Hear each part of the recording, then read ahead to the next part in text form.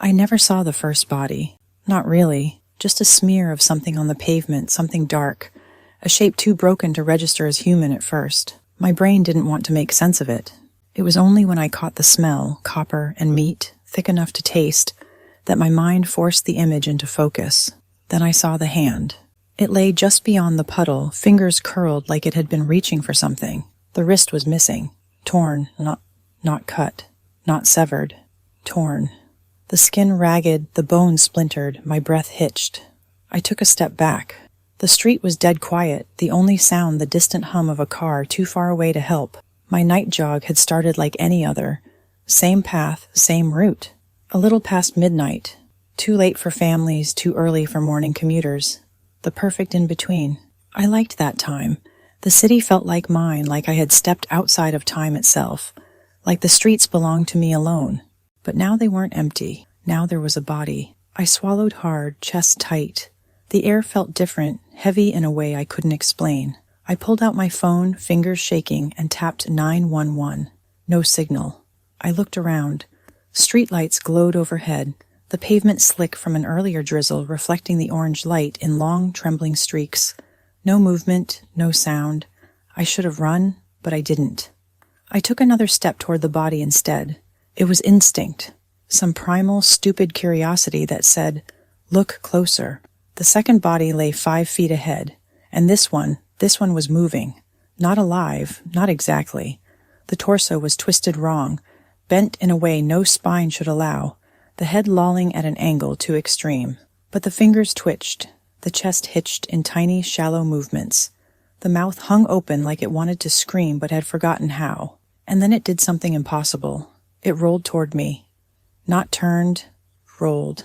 Like something was inside it, pushing from within. I staggered back, my shoe skidding in something slick. My stomach lurched as I looked down and saw the wet smear across the pavement.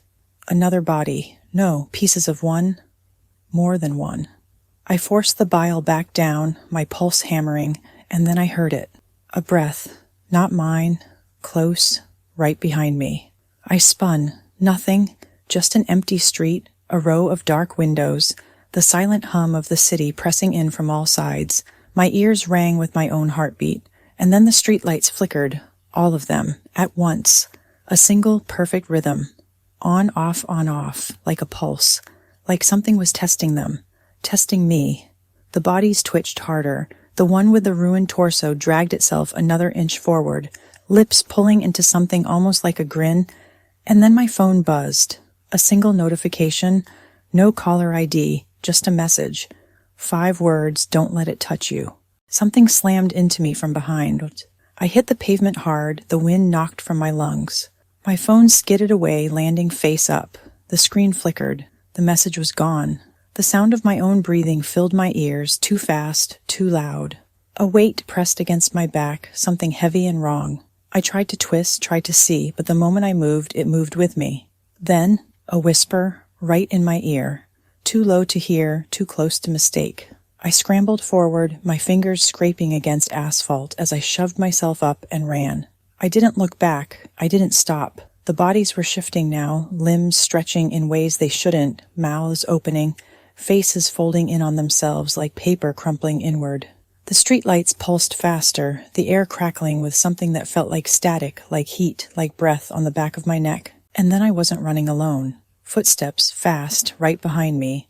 Not just one set, many. I veered left, my legs screaming, my vision blurring. My apartment wasn't far.